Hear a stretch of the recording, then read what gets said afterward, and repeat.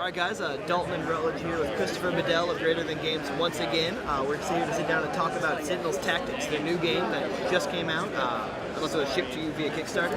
So, just want to go ahead and open this up and just show off everything? Sure, there's some cool stuff in here. Let's see, what's in this box? We've got some Sentinels and Multiverse promo cards. Just organize this. Yeah, no, it's okay. The comic book. So this is the rule book, that's pretty exciting. But then we've also got the scenario books, and the scenario books are each, they're how you play through the different stories and the different scenario play for the game, but they're also actually completely comic books with story and all sorts of exciting things, and as you're reading the story and experiencing what's going on in the multiverse, you'll get to a climactic battle, and you'll play that battle. So that's super cool. Have you guys gotten to look at any of these yet? I've already looked at all, and then they've got the blurbs on the back that kind of like set up the comic. Yeah. I really enjoyed here that these say, at the bottom, they say collecting like Freedom 5, 31 to 36, like as if those were actually real comics, which they will be someday. And we've got all of the map tiles. The punch board is huge. Like, there's so much of this. So we got all the map tiles, and they are Insula Primalis, the island with dinosaurs, on the back, and Megalopolis, the big city that the Freedom 5 are based in, on the front. And you've got some monorail tiles for, that's actually the scenario in the Uprising expansion that has, that features a monorail. This game comes with the rules for how to use the monorail, but none of the scenarios have it. The volcano. The volcano's good. And because of the volcano, of course, we have lots of lava tiles and hit points. All sorts of other cool things. Attack and defense tokens. Turn order tokens.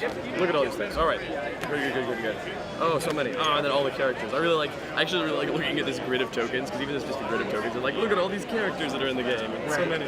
Anyway, we've got all the character panels. So each character, be they a hero or a villain, has a character panel that features their art, their actions, their defense, their movement code, and the various innate powers, as well as their health.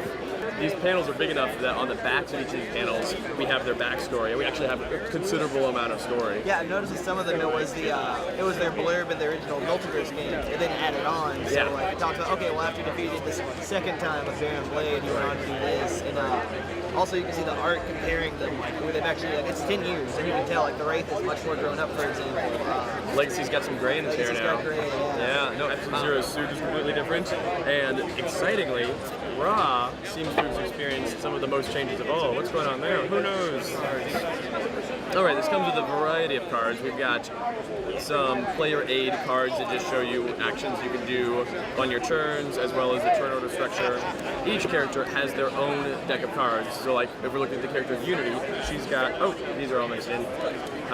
Let's look at it instead of the character of Omnitron. So Omnitron has his complete set of cards, and these are power cards that you always have in your hand, and at the beginning of the game you put a couple of them into play and you have those access to those powers, and at the beginning of each turn you can say, you know what, I don't want this out anymore, I'm going to switch that out for my ocular beams, and now I've got ocular beams. So at the beginning of each turn you can change your loadout depending on what's going on.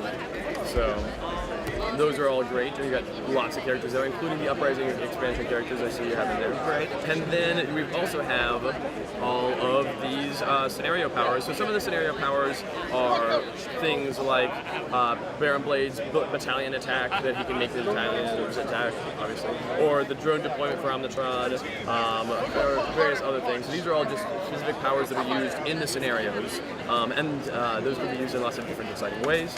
Also, in the scenario powers, we have stat cards, which are like miniature versions of the character cards for each of the drones and the battalions and the citizens of the sun. Right. Anyway, and dinosaurs, like velociraptors. For some reason, this velociraptor is hanging out in a volcano. It's a hot spot. Don't. Yeah. Another thing that's just like a little thing that I'm actually really excited about is the dice, because the dice are, we actually had them custom printed with the comic book font that we use in the game. That's a hand-lettered font. So it's, 1, 2, 3, 4, 5, 6, but the numbers on them, I don't know how close you can get, the numbers on them are actually that comic book style font, that hand-lettered sort of look, and I just love how cool they look. When you're rolling on the table, you're like, oh, that's cool. So that was a terrible roll. All right. And then you also have, just kind of tossed in here, all the miniatures. Yeah, they were somewhat organized, and then they got moved around a lot, so... It's okay, I'd be worried about it, because like, oh no, Citizen Dart's gonna get squished, except that they're actually this really nice, resilient PVC, and they're gonna stand up really nicely to any sort of damage. The Omnitron one is huge. Omnitron miniature, miniature. It's huge, right, his poster. He's got this base, so that if you want to, you can stand him up at the base. And it's actually useful, even though he stands up on his own. Yeah. It's useful to have him on the base, just so you know specifically which 3 hexes he's occupying. Omnitron. Look at that. And then we have somebody like Ra. Hey, you're kind of big. That's exciting. So again, I love these. Actually, did you look at the Tachyon one? How it's actually got the blur lines built into the miniature. Yeah. So that's anyway. I can stop geeking out about my miniatures here. Well, and then except there's Bunker. And then with the citizens, like Citizen Dawn is the only one, or she's one of the few ones on her own. Like a lot of the other citizens, like Hammer and Anvil, they share one. Right, Hammer and Anvil are one, Assault and Battery are one, Blood, Sweat, and Tears are all 3 on one. Each of the seasons, Citizen Spring, Summer, Autumn, and Winter all have their own. But Truth and Dare, are they? Truth and Bear have their own because they don't play well together. That's right. Because it's not Truth and Dare, it's Truth or Dare. That's right. Greater Than Games, bringing you dumb jokes since 2011. All right, so yeah, the Legacy one turned out great. It's got his cape. Yeah. I don't know if it's which one are you looking right in there, but I'm looking for the Absolute Zero one. He got the ice. Oh, the ice behind it. Yeah, he's right here. I don't know where his base went, but yeah, even without the base, you can see he's got that chunk of ice behind him. These look great. And actually, I really like the Citizen Truth one because he makes those holographic, or not holographic, but hard light projections. Yeah. And he's actually got those there. In the painted, not actually for him, but the fire and the ice ones. So these are the unpainted miniature sets. The painted miniature sets, besides the fact that they're actually pre-painted, they're also slightly different composition in that anything that's the translucent thing like ice, any ice effects, any fire effects, like Ra has this fire on his hand here, any of those effects are actually made of a translucent hard plastic, and so the ice looks like crystalline ice and the fire looks like nebula. It's super cool, super cool. So, and then it comes with like a million Ziploc bags, so you can organize everything however you see fit once you get to punch it out all those tokens. And the other cool thing about the box, it's got this kind of like indentation shape here, so that when you do punch out your boards, you put all your tokens in these bays and you put all your stuff in this area. You put your boards right down into this area here, and they fit right in there. Okay. And then you put the panels on top of that. You put the comic books on top of that in this thing. You put the rule books there. You pull up the box and you take it and you play the game every day. So, so what do you think? Is it everything you wanted? Yeah, I mean, we both played it yesterday in a demo. It was a blast. One of the big strengths about it I saw is like, at no point did anyone at the table feel like they couldn't do it. Right. No, you've always got options. Yeah. Like even though Baron Blade was outnumbered like what 4 or 5 to 1, he was still like whipping around. Like he one-hit KO'd at one point because he did devious disruption. Devious disruption. He took away all your stuff. Yeah, and Bunker had been like building up everybody's tokens. Like, look, everybody, tokens. And I was like, oh, well, I'm the race, so I'll dodge and I'll get a token. And he was just like, all right, I'm gonna play this. And I was right next to him, and I was like, well, murdered. Yeah, the first time that you realize that, oh, building up lots of tokens against Baron Blade can be really hazardous to your health. The entire time, the guy running the demo, Kevin, was just going on and on, like, oh, Baron Blade's got tricks, Baron Blade's got tricks. I was just like, it's like, yeah, but what tricks? We're heroes, we'll be fine. I was expecting something to be like, oh, well, here's 3 tokens at once, and he started teleporting. It's like, okay, that's a trick, but he said tricks, so. And he jumped, like, at one point, I think he managed to jump the entire scenario. Yeah. Somehow. Line of sight, as long as he has line of sight. And there's a couple of points in that scenario where you can see all the way across the board. They don't move him to exactly where he wants to be, but they move him completely away from you guys. Yeah. And you guys are like, oh, come back, Baron Blade. No, I'm busy. Leave me alone. I did find that I really liked the mobility ability a lot. Just to be like, don't worry about it, guys. I'll get there. And as the Wraith, it's cool because it's a grappling hook, so she's like swinging, you know. Right. Yeah, so certain people have mobility, and it's a lot of fun. Like I like that Tachyon normally doesn't have mobility, but she can play a card that lets her like run up buildings. Yeah, I was gonna say it seems like Tachyon, I was looking through her cards. She's got a bunch of cards that aren't necessarily like active powers, but it gives her like more options. So. They just essentially make her a little bit faster, which she needs, I guess. Right. But yeah, so my buddy playing Bunker did not like the rolling the median. The median is thing. Yeah, so I thought it was cool, but he was just like, it makes Bunker. You know, Bunker's not. You just look at the guy, like, even the miniature, like, I think outside of Omnitron, he's one of the larger ones. Yeah, he is the biggest miniature other than Omnitron. I put them all back for some reason. He's there. So, like, I mean, he's not fooling around. I really like the Wraith miniature as well. Yeah, so, like, there's this Bunker, just 10 years after Sentinels and Multiverse, there's already a big guy in big armor. He's added on. Well, so actually the bunker suit, the original bunker suit from the card game, is about 10 to 12 feet tall. It's huge. Oh, really? This bunker suit is only like 8 or 9 feet tall. So, I mean, I think it's actually 8 feet tall when he's standing up straight. Here in the mini, he's a little bit crouchy. Right. But this one is a slightly smaller suit than he had in the card game. He's kind of condensed down a bit because he no longer has the government contract, so he no longer has the military bunker suit. But he and Tachyon put one together because Tachyon's just good at making stuff.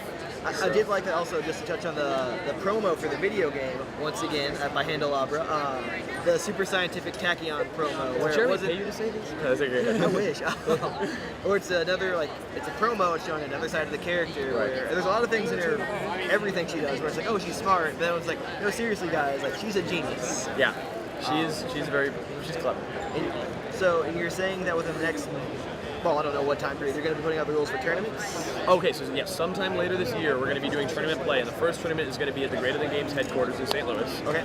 And then we want to control very tightly the first few tournaments to make sure that everything that goes on with those, we can make sure it happens the way we want it to. And then once we get the first season of tournaments done, and we've done our first championship, because we're going to do a series of tournaments at various different conventions we go to. And once we've done that season of tournaments, we'll have a championship tournament, and there will be a grand winner, and that'll be exciting. And then we're going to put out those sort of tournament rules for stores to be able to do their own tournaments. And your local gaming store can have a Sentinel Tactics tournament. And just to touch on the competitive play, because there's a blurb on there. Yeah. So if me and my friends decide we play through the scenarios, we just want to fight each other. Right. We can just build a map out of whatever. Make the map however you want. And You then- can mix and match. Then we pick three characters. Right. The way that I would suggest doing it is you come up with you have a team of 3, and you have a team of those 3 people. And you flip a coin, and somebody gets the first pick, and so let's say we win it. I pick Baron Blade. Great. They pick Legacy. Great. You pick, and so I would actually draft back and forth like that. And that way it's like, oh well, if I'm going to pick Legacy, people know Baron Blade's a counter to Legacy. Oh, okay, great. And you'll start developing strategies that way. That is one thing I did notice, since you mentioned those two specifically, there's no nemesis rule in this. There is no specific nemesis rule in this game. At this point, a lot of the heroes and villains have evolved in ways they don't have some of the same rivalries, they have different rivalries, and rather than having a mechanical rule, there's still nemesis. There's still people that don't like each other, but it's story-wise as opposed to mechanical. So. Okay. Well, very cool. I know I'm personally excited to get the expansions for this as they come out. Uprising is already out. It's already available. Yep. To see the story of this continue, especially because you were saying anybody in the card art is a possible candidate for being there, and Certainly. Setback is in card art. He's getting blasted, but he's still in there. But that's kind of what he does. Right. Let's be honest. Right. All right, and once again, Christopher, thank you very much for everything this weekend. My pleasure. Thank you for designing this game and others.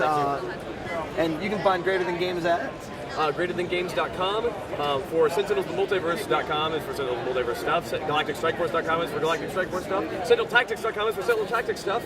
I think you see where we're going with this. Right. You can find us on Facebook at there's a Sentinels, the Multiverse page. All the tactics stuff is currently lumped into there as well. And on Twitter, we are at GT Games LLC. And all that stuff is easily linkable from GreaterThanGames.com. Alrighty. There we go. Thank you once again. Thank you.